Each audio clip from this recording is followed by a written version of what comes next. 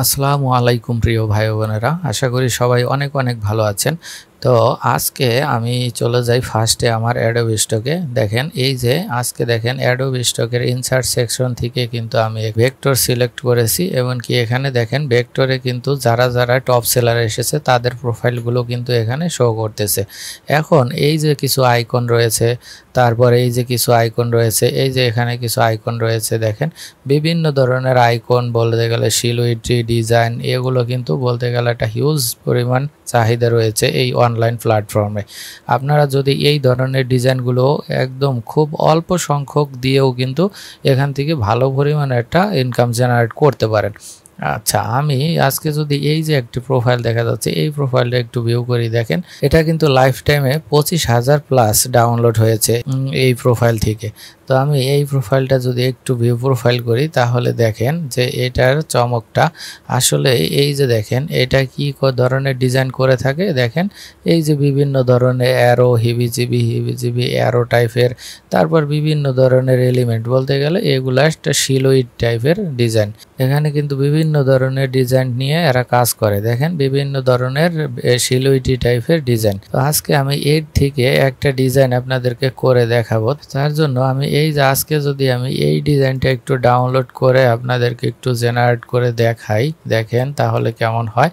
আচ্ছা, ফার্স্টে আমি এই ডিজাইনটা একটু ডাউনলোড করে নিয়েছি। এখন যদি আমি এখান থেকে চলে যাই হলো আমার ডাউনলোডে, দেখেন এই যে আমি এই ডিজাইনটি কিন্তু ডাউনলোড করে নিয়েছি। এখন এই ডিজাইনটির জন্য কিন্তু আমাকে একটা ফার্স্টে প্রম্পট জেনারেট করতে হবে। সেই প্রম্পট জেনারেটটা আমরা করব হলো এই যে দেখতে পাচ্ছেন এখানে আমি কিন্তু প্রম্পট জেনারেটর টুলসটা ওপেন করে রেখেছি। এটা হলো সিএসভি প্রো। এই সিএসভি প্রোর মাধ্যমে আমি ইমেজ থেকে একটা প্রম্পট জেনারেট করব। তার জন্য এই যে অ্যারো বাটনে আমি একটা ক্লিক করব। ক্লিক করার সাথে সাথে কিন্তু আমার এই যে দেখতে পাচ্ছেন কোন ফোল্ডারে আমার ইমেজটা রয়েছে সেটাকে একটু সিলেক্ট করে দিতে হবে। আমি যেহেতু ডাউনলোড করে নিয়েছি, এই যে ডাউনলোড ক্লিক করলে তাহলে কিন্তু এই যে এই ইমেজটা এখানে দেখেন অলরেডি শো করতেছে। এখন জাস্ট এখান থেকে ওপেনে ক্লিক করলেই এখানে চলে আসবে জাস্ট প্রসেস ওয়ান ইমেজ। এটাতে ক্লিক করলে দেখবেন খুব ফাস্ট কিন্তু আমাকে একটা প্রম্পট জেনারেট করে দিবে। দেখেন অলরেডি কিন্তু প্রম্পট আমাকে একটা জেনারেট করে দিয়েছে। এখন এই প্রম্পটটা কপি করে আমরা চলে যাব হলো আজকে আমার রিক্রাফট এআইতে। এই যে দেখেন আমি কিন্তু রিক্রাফট এআইটা ওপেন করে রেখেছি। এই রিক্রাফট এআইটা কিন্তু আমার পেইড ভার্সন। এখন এই রিক্রাফট এআইটা আপনাদের যদি কারো প্রয়োজন হয় তাহলে আমার ডেসক্রিপশনে দেওয়া হোয়াটসঅ্যাপ নাম্বার থাকবে, সেখানে আমার সাথে যোগাযোগ করে কিন্তু নিতে পারবেন। এই রিক্রাফট এআইটা কিন্তু এখন বর্তমানে 5,000 ক্রেডিট পাবেন আপনারা 1 মাসের জন্য। কারো যদি প্রয়োজন হয় তাহলে আমার সাথে যোগাযোগ করবেন। আচ্ছা, আমি আজকে এখান থেকে দেখেন এই যে ইমেজে একটা ক্লিক করে দিব। তারপরে এই যে এখানে দেখতে পাচ্ছেন রিক্রাফট V3 র, এটাতে একটা ক্লিক করে আমি এখান থেকে এই যে ভেক্টর আর্ট, আমি যেহেতু আইকন ডিজাইন করব তার জন্য এই ভেক্টর আর্টের এই মডেলটা আমি সিলেক্ট করব। এখানে অ্যাপ্লাইতে ক্লিক করলেই কিন্তু এটা চলে আসবে। এখন আমি এই যেই প্রম্পটটা এখান থেকে কপি করে এনেছি সেই প্রম্পটটাকে এখানে পেস্ট করে দিব।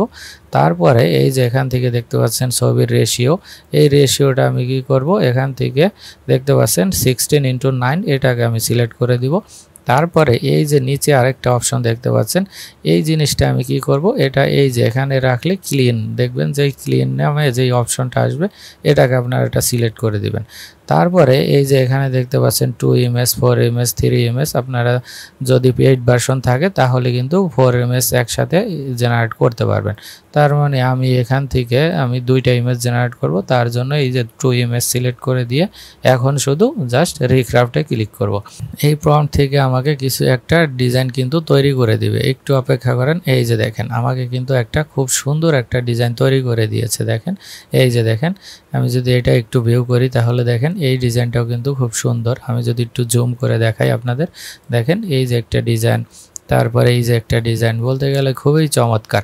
আমি নিয়েছিলাম কোন ডিজাইনটা সেটি আপনাদেরকে একটু দেখাই। দেখেন এই যে আমি কিন্তু এই ডিজাইনটা থেকে আমি প্রম্পট জেনারেট করেছি, দেখেন এই ডিজাইনটা থেকে।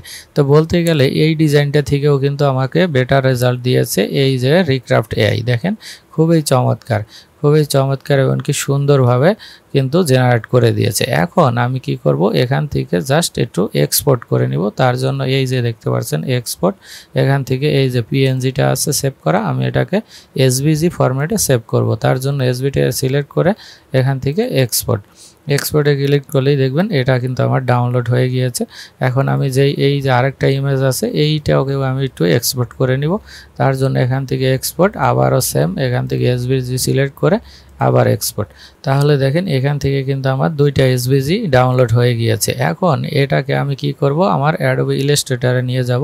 তার জন্য আমি এই যে এখানে আগে অ্যাডোবি ইলাস্ট্রেটরটি ওপেন করে রেখেছি, এখান থেকে আমি এখন কি করব, এই যে মাউস ড্রাগ করে এখান থেকে যদি আমি অ্যাডোবি ইলাস্ট্রেটর উপরে ছেড়ে দেই তাহলে কিন্তু আমার ডিজাইনটা এখানে চলে আসবে।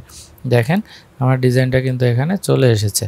আমি যদি আরেকটা যেই ডিজাইনটা রয়েছে ওইটাকেও নিয়ে আসি, দেখেন এই ডিজাইনটাও সেম এভাবে মাউস ড্রাগ করে এখানে এসে ছেড়ে দিলে এটা কিন্তু আরেকটা নিউ ডকুমেন্টে ওপেন হবে। দেখেন এই যে দেখেন এই আমি কিন্তু দুইটা ডিজাইনই এখানে নিয়ে এসেছি। দেখেন আচ্ছা, এই যে দুইটা ডিজাইনই কিন্তু আমার এখানে চলে এসেছে। এখন আমি কি করব, আমি এই যে ওরা ডিফল্টভাবে এসভিজির যে একটা আর্টবোর্ড দিয়েছে আমি এই আর্টবোর্ডটি ইউজ করব না। আমি এখান থেকে কি করব, মাউস রাইট বাটন ক্লিক করে নিউ ডকুমেন্ট সিলেক্ট করে আমি এখান থেকে কি করব, এই যে দেখতে পাচ্ছেন 5000 × 3500 এটাকে সিলেক্ট করে জাস্ট ক্রিয়েট বাটনে এটা ক্লিক করব। তাহলে দেখেন আমার 5000 × 3500 কিন্তু একটা আর্টবোর্ড তৈরি হয়েছে। এখন এইটাকে চাইলেও আমি একটু ছোট বড় করে নিতে পারি এই আর্টবোর্ডটা। আচ্ছা সেটা আমি পরে করি, আগে আমি এখান থেকে দেখেন এই যে এই ডিজাইনটি আমাকে তৈরি করে দিয়েছে এটাকে আমি কি করব, এখান থেকে Ctrl+C দিয়ে কপি করে আমি চলে যাব হলো এই যে আর্টবোর্ডে, যে আর্টবোর্ডটা আমি তৈরি করেছি এই আর্টবোর্ডের উপরে এটাকে আমি পেস্ট করে দিব। দেখেন এখন কিন্তু এই যে এটা আমার একটু ছোট হয়ে আছে। তো যাই হোক আমি একটু জুম করে আপনাদেরকে দেখাই। এখন অনেকেই কি করেন, এগুলো কিন্তু অটোমেশন টুলসের মাধ্যমে করেন। তো আর ম্যানুয়াল প্রসেসে হয় কি, আপনারা যদি করেন তাহলে কিন্তু এটা খুব নিখুঁতভাবে আপনারা মডিফাই করতে পারবেন, তাহলে কিন্তু আপনাদের অ্যাপ্রুভালের সংখ্যাটা অনেকটাই বেড়ে যাবে। আর অটোমেশন টুলস দিয়ে করলে অনেক সময় হয়তোবা আমাদের এই ডিজাইনগুলো রিজেক্ট করে দেয়। তো এখন আমি দেখেন এই যে এখান থেকে যদি পিছনে যেই সাদা লেয়ারটা আছে এটাকে আমি যদি ডিলিট করে দিই তাহলে দেখেন এই যে প্রত্যেকটা ইসের ভিতরে কিন্তু আমার সাদা লেয়ার কিন্তু রয়ে গিয়েছে। দেখেন আমি যদি এখান থেকে এই যে ম্যাজিক টুলটা সিলেক্ট করে এখানে সাদার উপরে ক্লিক করে ডিলিট করে দিই তাহলে দেখেন এই ডিজাইনটা আমার কিন্তু কেমন হয়ে গেল।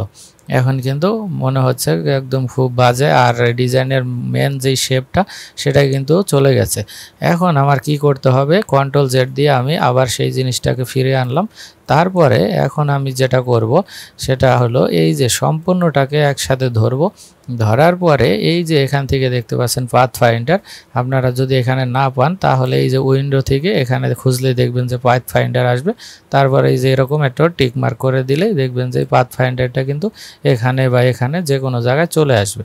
তারপরে এই যে সম্পূর্ণটাকে আবার ধরলাম, ধরার পরে এই যে এখানে দেখতে পাচ্ছেন ডিভাইডেড, এটাতে একটা ক্লিক করব। তারপরে এই যে এখানে দেখতে পাচ্ছেন ট্রিম, এটাতে একটা ক্লিক করব। এই দুইটাতে যদি ক্লিক করে তাহলে এখন দেখেন এখন এটার পার্থক্যটা কতটুকু হয়ে দাঁড়ালো সেটা একটু দেখাই। এখন যদি আমি এই যে ম্যাজিক টুলটাকে সিলেক্ট করি, এখন এই যে সাদার উপরে ক্লিক করে যদি আমি কিবোর্ডের ডিলিট বাটন প্রেস করি তাহলে দেখেন এই যে এখন কিন্তু সাদাটা আমার চলে গেছে, কিন্তু সাদার সাথে সাথে কিন্তু আমার এই ভিতরের যেই অংশগুলো ছিল সেগুলো কিন্তু আমার ডিলিট হয়ে গেছে।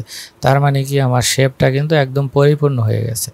এখন এই জিনিসটা আপনারা যদি এআই দ্বারা অটোমেশন টুলসের মাধ্যমে যদি এটাকে আপনারা সেভ করেন তাহলে দেখেন এই যে কিছু কিছু ডিজাইন রয়েছে, এই যে দেখেন ফাটাছিরা, এই জিনিসগুলো কিন্তু অটোমেশন টুলস হয়তোবা এগুলোকে কারেকশন করে দিবে না। এই জন্য এগুলোকে আপনারা একটু ম্যানুয়ালি কারেকশন করে নিতে হবে, তাহলে আপনাদের ডিজাইনটা অ্যাপ্রুভাল হওয়ার সম্ভাবনা কিন্তু অনেকটাই বেড়ে যাবে।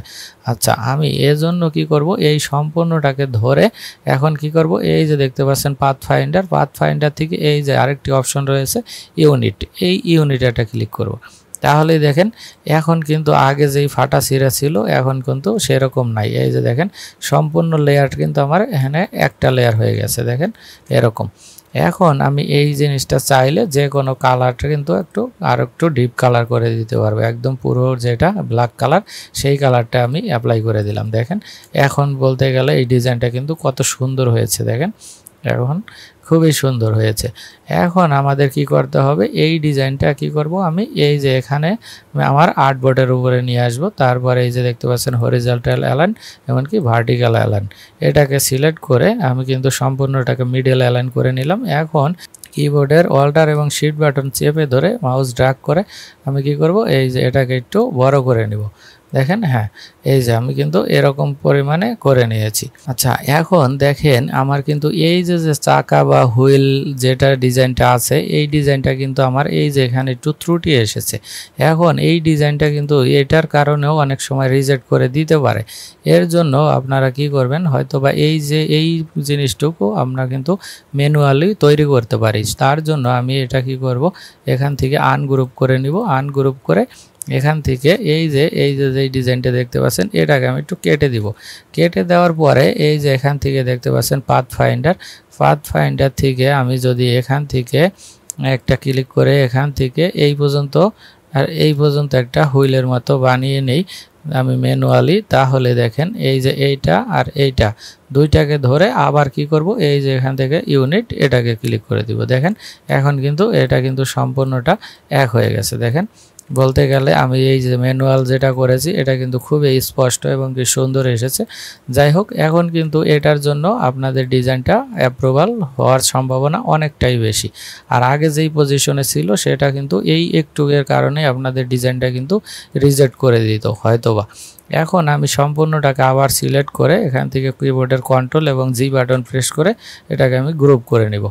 এখন দেখেন আমি যেহেতু এই যে এই সাইড দিয়ে আর এই সাইড দিয়ে কিন্তু আমার পুরোটা ফিল আপ হয়ে গিয়েছে, এমনকি এই উপরে আর এই নিচে এই অংশটা কিন্তু আমার বেশ কিছু জায়গা রয়েছে। এখন আমি কি করব, এর জন্য আমি আর্টবোর্ডটাকে আরেকটু ছোট করে নিব। তার জন্য এই যে এখানে দেখতে পাচ্ছেন আর্টবোর্ড টুলস, এটাকে একটা ক্লিক করব। ক্লিক করে এই যে এখান থেকে দেখতে পাচ্ছেন 3500 পিক্সেল দেওয়া আছে, এটাকে আমি কি করব, এখান থেকে 3000 পিক্সেল করে দিয়ে ইন্টারপেস করব। তাহলেই দেখেন আমার উপর থেকে আর্টবোর্ডটা কিন্তু অলরেডি ছোট হয়ে গিয়েছে। এখন আমাদের এই ফুল আর্টবোর্ডের সাইজটা রয়েছে কত, 5000 ইন্টু 3000 পিক্সেলের। এখন আমি এই 5000 ইন্টু 3000 পিক্সেলের কি করব, এই যে এখান থেকে একটা রেক্টেঙ্গেল শেপ নিয়ে নিব। তার জন্য এটাকে সিলেক্ট করে এখানে যদি একটা ক্লিক করি তাহলে কিন্তু এই যে এরকম একটা পপ আপ আপনাদের সামনে ওপেন হবে।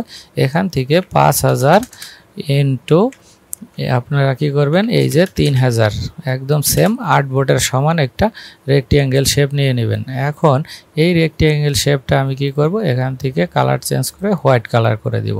তারপরে এখান থেকে আমি এই যে দেখতে পাচ্ছেন হরিজন্টাল অ্যালাইন এমনকি ভার্টিক্যাল অ্যালাইন, এটাকে সিলেক্ট করে সম্পূর্ণ আর্টবোর্ডের উপরে আমি বসিয়ে দিয়েছি। এখন এটা উপরে যে লেয়ারটা আছে এই লেয়ারটাকে সিলেক্ট করে তারপরে কিবোর্ডের কন্ট্রোল এবং এক্স বাটন একটা প্রেস করলে কিন্তু আমার এটাকে কাট হয়ে যাবে। কাট হয়ে যাওয়ার পরে এই যে সম্পূর্ণ লেয়ারটা আবারও সিলেক্ট করবেন। সিলেক্ট করে এখান থেকে কিবোর্ডের কন্ট্রোল বি মানে বি যেটা আছে সেই বি বাটন পেস্ট করবেন, তাহলে কিন্তু আমার এই লেয়ারটা নিচে চলে আসছে। দেখেন এই যে এই লেয়ারটা কিন্তু আমার এই যে এখন এই যে আমার যে ডিজাইনগুলো রয়েছে এই আইকনগুলোর নিচে চলে আসছে। এখন আমি কি করব, আবারও কন্ট্রোল জেড প্রেস করে আমি এখানে আবার পুনরায় ফিরে আসব। এখন এখান থেকে আমার এই ডিজাইনটা সেভ করতে হবে। তার জন্য এখান থেকে এই যে ফাইল থেকে সেভ অ্যাজ থেকে আমি একটা ডিজাইনটা সেভ করব। এখান থেকে এই যে এআই ভার্সন রয়েছে আমি এটাকে করে দেব ইপিএস ভার্সনে। তারপরে এই যে এই ডিজাইনটা আমি কোথায় সেভ করব, এখান থেকে যদি আমি এই যে ডাউনলোড অপশনে সেভ করি তাহলে এই ডাউনলোডটা সিলেক্ট করে দিব। তারপরে এই ডিজাইনটা কি করব, আমি একটা নাম দিয়ে দিব, যেরকম ধরেন 1F এই নামে সেভ করব। আমি যে কোনো একটা নাম দিতে পারি, পরবর্তীতে আমরা এসইও যখন করব এই নামটা কিন্তু একদম সম্পূর্ণ চেঞ্জ হয়ে যাবে। যাই হোক, আমি 1F দিয়ে এইটাকে সেভ করলাম। এখন কি করব, সেভে একটা ক্লিক করে এখান থেকে দেখতে পাচ্ছেন ইপিএস 2020 ভার্সন রয়েছে, এটা একটা ক্লিক করে এখান থেকে আমি কি করব, ইপিএস 10 ভার্সনে সেভ করে দিব। তার জন্য এটা সিলেক্ট করে জাস্ট ওকে, তারপরে ওকে। তাহলে কিন্তু আমার এই ইপিএস এর এই যেই ডিজাইনটা আছে এটা কিন্তু ইপিএস ভার্সনে সেভ হয়ে গিয়েছে। আমি যদি এখন আপনাদেরকে এই যে এখান থেকে দেখাই ডাউনলোড, এই যে আমার ডাউনলোডে দেখেন এই যে 1F এই নামে কিন্তু আমার এই ডিজাইনটা সেভ হয়ে গেছে। এখন এই ডিজাইনটা কিন্তু আমার আপলোড করার মতো প্রস্তুত হয়ে গেছে, কিন্তু এর আগে আপনাদের কি করতে হবে, এই ডিজাইনটাকে একটু এসইও করে নিতে হবে। এসইও করলে আপনাদের ডিজাইনটা কিন্তু খুব সহজে র্যাঙ্কিংয়ে আসার সম্ভাবনা আছে। আর যদি আপনাদের ডিজাইনটা র্যাঙ্কিংয়ে আসে তাহলে কিন্তু আপনাদের